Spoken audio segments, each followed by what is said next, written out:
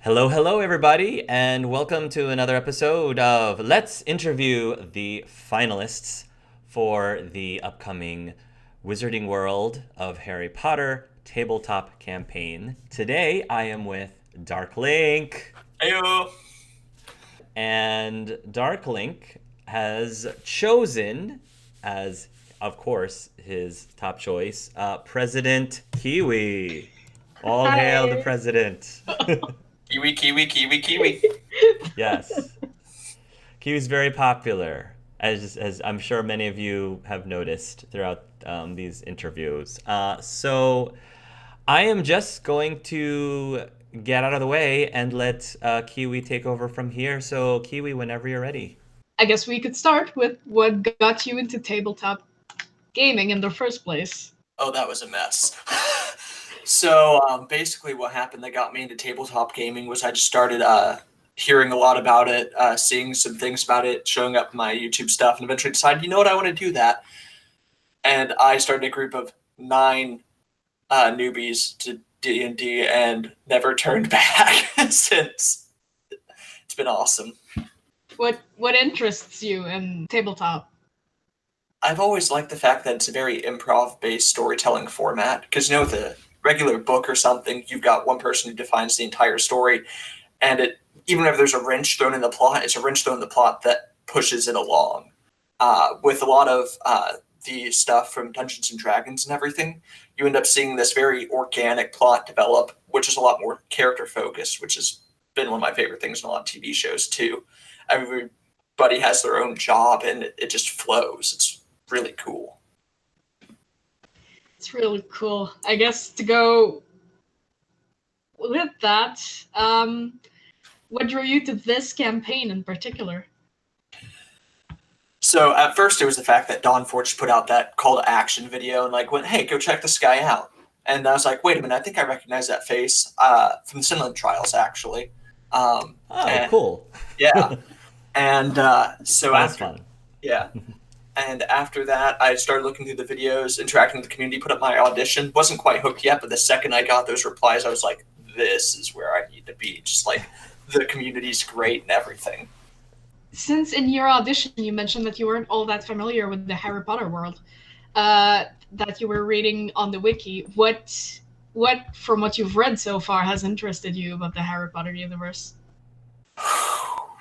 Probably just the possibility that it holds. With a lot of magic systems, you end up seeing these very hard magic systems that have rules, boundaries, and consequences that are clearly laid out. But with the Harry Potter world, it's a lot more fluid. It keeps a lot of that natural fantasy to it. You feel like you can understand kind of what's going on. You hear basic things about twist and flick and so on with wands. You hear all this jargon thrown around, but you never quite fully understand it. And I really like the fact that you would be watching the movies, because I actually recently started doing that. I'm on movie 4 now.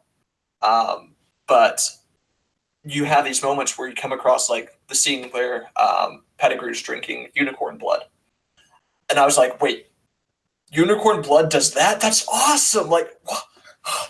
I had no idea. And just that excitement. It's awesome.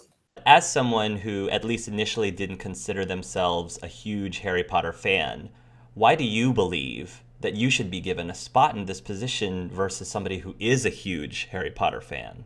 I may be a little bit biased, but I would say that specifically because I'm not a huge fan, I'd be a nice addition. I'm not married to the concepts of the world that Rowling laid out. That you have a lot of people where it's people will say wandless magic is only for great wizards, but they never explained how wandless magic shows up. Maybe you have somebody who wants to dive into that concept and is not willing to. A normal fan may not be willing to dive into the sacrilege, but I feel like I'd be willing to play with a lot of those concepts that a lot of people wouldn't be willing to touch.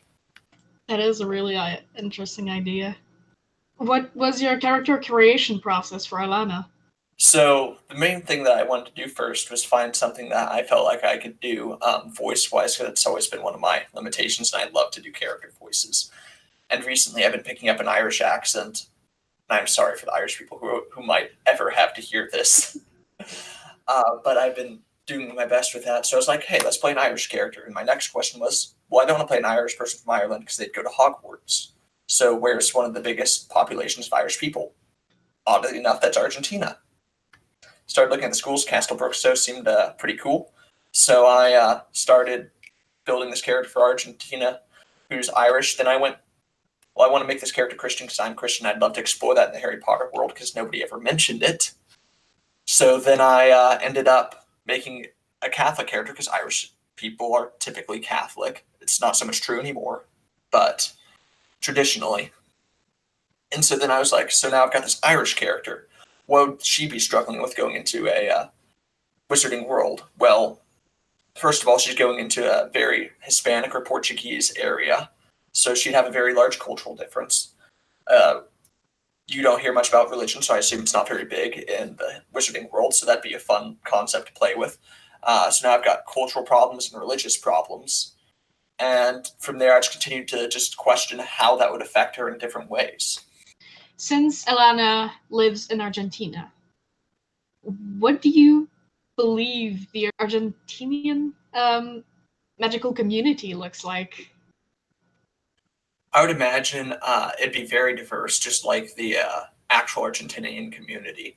Argentina is actually the most European-looking of Latin American countries. So I would expect that it would be honestly kind of chaotic. South America has a lot of outside influences on there, so I'd imagine that it would be one of them. It'd have all these cultural concepts and everything mixing together. It'd probably be the one place that'd be safest for some of the less above the table characters to be. I could see it being one of those areas where it's like, it's great if you're in the right part of town. Do not go to the wrong part of town places. As many people who are viewing, or if you don't know, I'm Christian myself. So I'm very excited that Jonathan is looking at somebody whose faith is an aspect of their character. But I also know, because I am Christian, that it can be a very touchy topic to have in a role-playing game. So Jonathan, in order to help assuage people who might have some reservations about bringing religion into the tabletop game, what are some things that you can say about yourself or your character that you think will help assuage people's hesitancy? Well, the first thing we're going to say that'll probably assuage a lot of difficulties. I do not plan on trying to force those views in or out of character on other players or characters.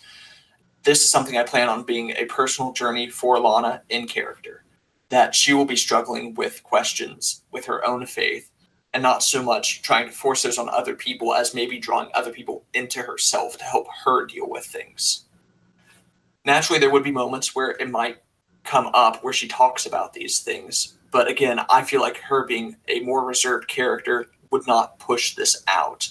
I also want her to be in this very questioning area of her faith, which would mean that she would not have a lot of those deep set beliefs that a lot of people would be worried about. Like, if somebody were to come up to her and say that they were homosexual, she wouldn't scream at them and throw them out the window. That would be way out of her character. She would rather question, first of all, who they are, how things are going on, look through the view of wiser mentors, maybe look into the Bible. She would question this stuff. The only reason why I'm asking all these tough questions is just because I'm trying to gauge, again, because you are the youngest one, Jonathan, I'm trying to gauge a sense of maturity from your standpoint. And I will say right now, I'm very impressed.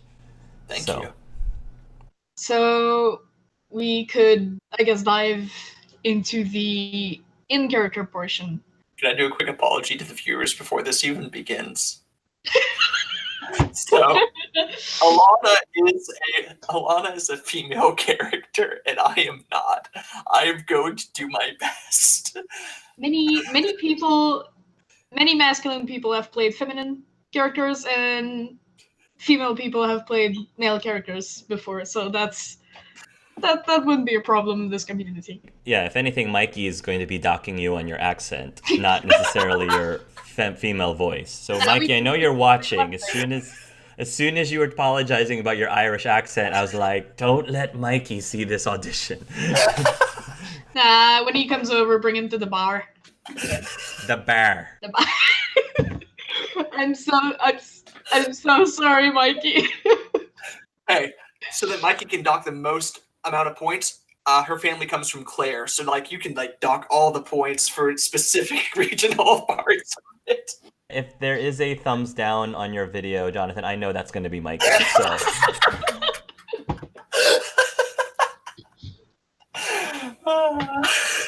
So this is potions class. It's you don't really know most of the kids in your class just yet because it's still early in the year. There's a lot of new faces. The teacher so far seems, I guess, kind of severe, but I mean, you've been doing well so far, so it's not really an issue at the moment. On this particular class, you have been paired with I mean, I don't know how to describe this character because imagine me, but younger. So I guess that's one way to put it. And by the look on his face, you can definitely tell that he has not studied for this particular potion you guys are supposed to be making. Really confused look on his face.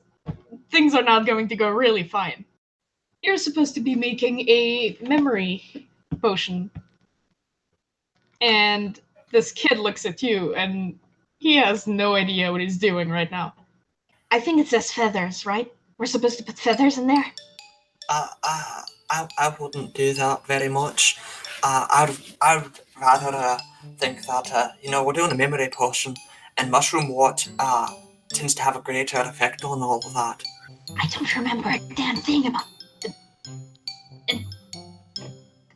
I'll be honest, I didn't much study either. So what I'm thinking is that we kind of just wing this one and try and make a memory potion as best as we can. We can't wing this! Out of character, I hope it was on purpose that you said wing this when you're dealing with a feather. I hope that was on purpose. It wasn't, just say yes. But it is now. Just say yes. Yes, it totally was. Keep going. So I'm thinking that what we do first, if you think I'm doing anything wrong at any point, please try and correct me. But I think that we use so let's see. So this is supposed to be a potion, so it's gonna have to be in liquid form. I say that we fill the cauldron with milk. It tends to have very good sleep-inducing properties. So what do you think? It's also full of calcium. Good teeth never hurt anyone. So, Yeah. Could you pour in the milk and begin stirring it so it doesn't curl up on us while we're going? Sure. And you can see that while he does that, he keeps an eye on the teacher because he keeps an eye on the other teams. Like that doesn't look like that's what they're doing, but And I'm gonna need you to say this while we do it. So just repeat after me. I have no idea what I'm doing, and whisper it very quietly. And make sure that the teacher doesn't hear us. Okay. I have no idea what I'm doing. So, she starts frantically looking around, like, just through all the different ingredients that they've got. So, this says it's a paralysis agent. I don't think that, that's what we want. Throws it behind her. Just starts more frantically looking through the drawers, pulling out more and more things. Has, like, a whole thing of bottles, like, in front of her, and she goes, well, I think that's everything that'll put someone to sleep. Here we've got a little bit of an old stale cookie. There we've got pulls up a bottle of NyQuil. I think this will do it. And then starts pulling out magical ingredients. I can't come up with the name with it off the top of my head that just all have magical properties relating to sleep. I think that Do you think that we should put them all in there? I think that'll work. If we knock the teacher out, maybe he won't remember we failed. That sounds like a great idea. Hands half over to her partner and starts just dumping things in.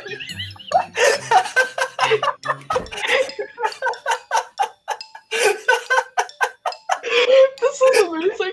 Okay.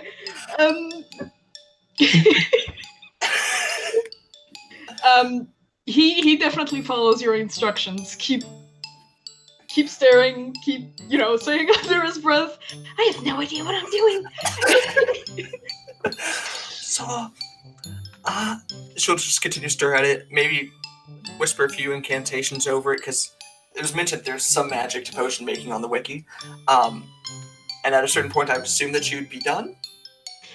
Yeah, the potion takes a very bright purple hue, and the smokes coming from it are taking very strange shapes, so that's definitely magical, but yeah, that definitely does not look like what the teacher did earlier. Is there any food coloring?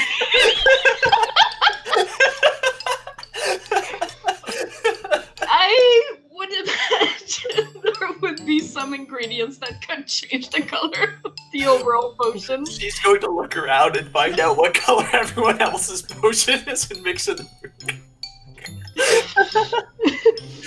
So, What color is everyone else's potion, Kiwi?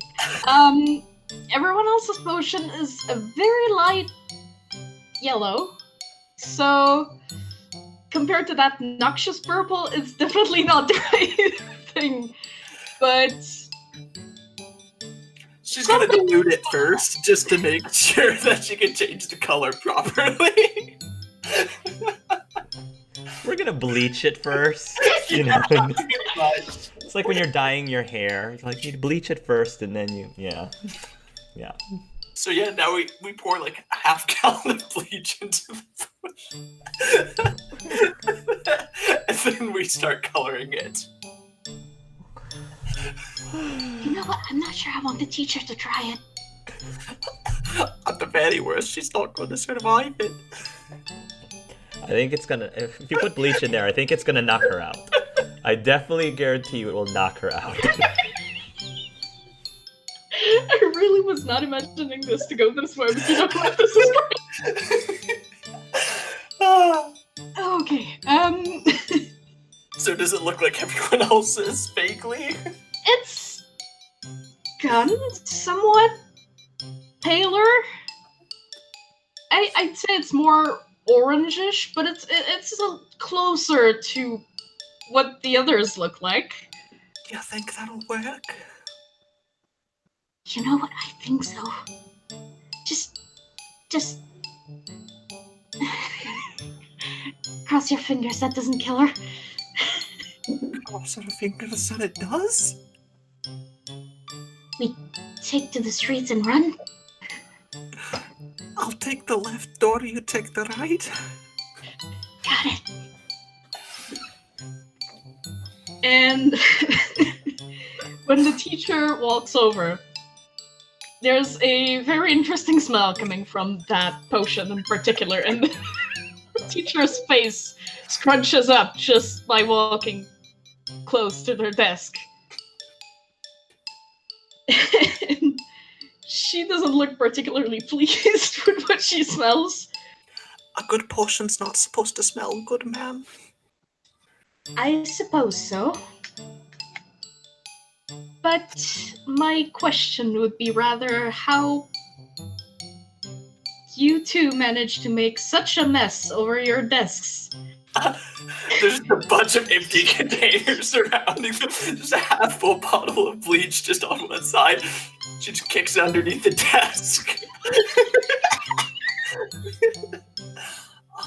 Well, you see, a messy kitchen's a good one. It means it's being used. My mom's, she's got a sign about it in her room.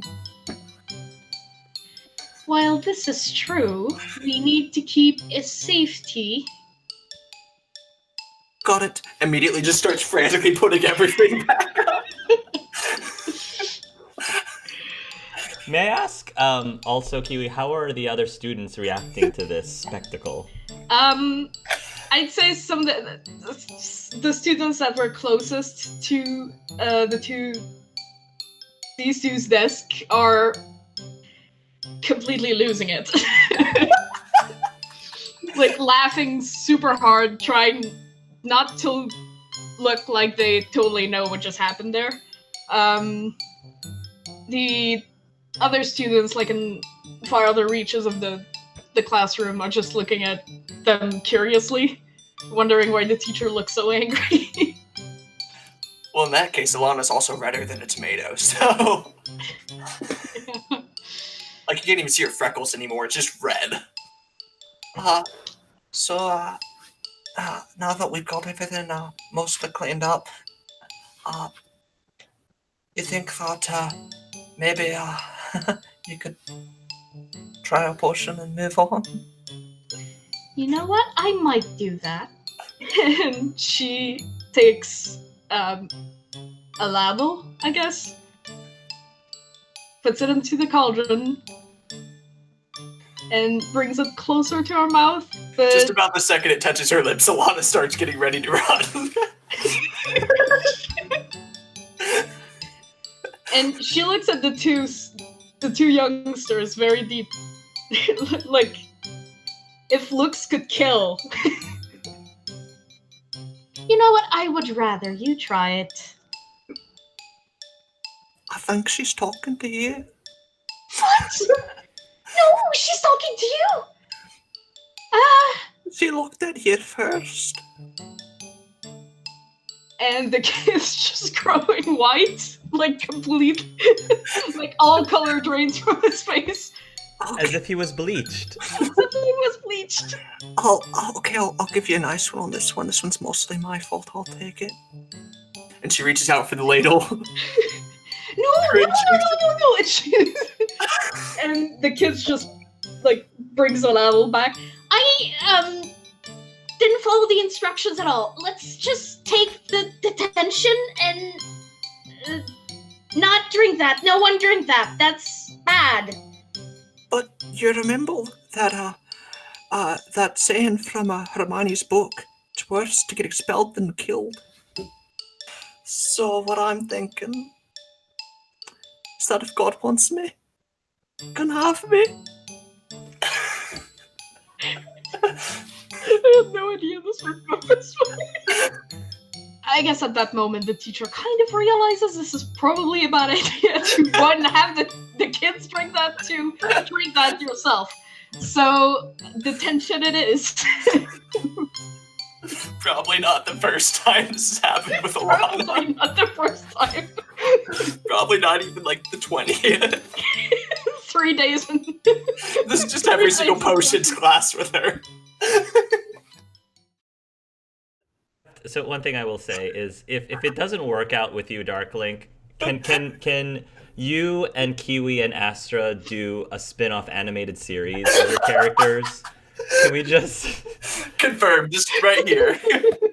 Because that would be the animated series I did not realize going into this that I needed. Hello, my name is Alannah. It's nice to meet all of you. I'll be honest, I'm not exactly the best pick for most of anything, but I hope to put forth my best, you know. I've heard that, you know, some people are having some trouble with some stuff in this world, and this is a very weird place to be caught in. But I'd love to be given a chance to prove myself and to do some genuine good, you know. My dad always told me that, you know, if you see something that needs to be done and you don't do it, well then you just might as well have caused it, so I'd rather not end up doing nothing.